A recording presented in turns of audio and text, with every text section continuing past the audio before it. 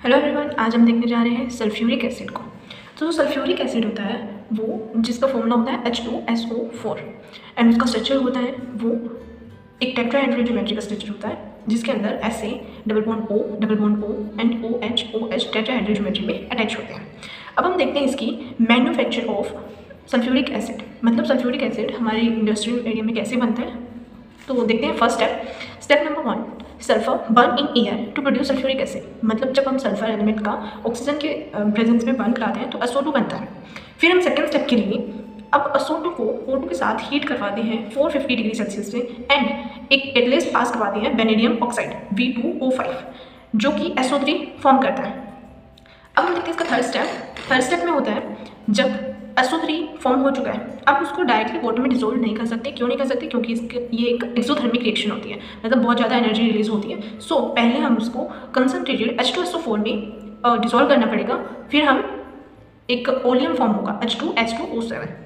उस ओलियम को हम रिएक्शन करवाते हैं वाटर के साथ और वो फॉर्म होती है H2SO4। तो ऐसे हमारा सल्फ्यूरिक एसिड का फॉर्मेशन होता है। अब हम देखते हैं इसका यूज़ क्या है। इसका यूज़ है रॉ मटेरियल की तरह यूज़ किया जाता है। क्या?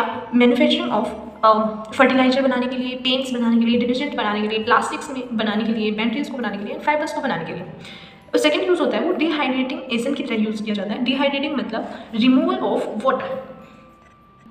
अब हम देखते हैं इसकी प्रॉपर्टीज़ ऑफ सल्फ्यूरिक एसिड। सो इसकी फर्स्ट प्रॉपर्टी वो है जब हम H2SO4 को जिंक के साथ रिएक्शन करवाते हैं तो हमारा फॉर्मेशन होता है zinc sulphate and H2 release हो जाता है।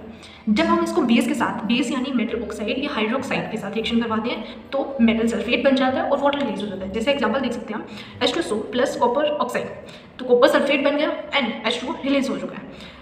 थर्ड इसकी प्रॉपर्टी है वो जब हम मेटल कार्बोनेट या फिर मेटल हाइड्रोजन कार्बोनेट्स के साथ रिएक्शन करवाते हैं तो मेटल सल्फेट, वाटर और CO2 रिमूव होता है। जैसे हम एग्जांपल देख सकते हैं जब हम H2SO4 को मेटल कार्बोनेट के साथ रिएक्शन करवाते हैं यानी सोडियम कार्बोनेट के साथ तो सोडियम सल्फेट बन जाता है और H2O एंड CO2 रिमूव हो जाता है। एंड जब हम सोडियम बाइकार्बोनेट के साथ रिएक्शन करवाते हैं तो क्या बनता है? सोडियम सल्फेट और वाटर और CO2 रिमूव हो जाता है।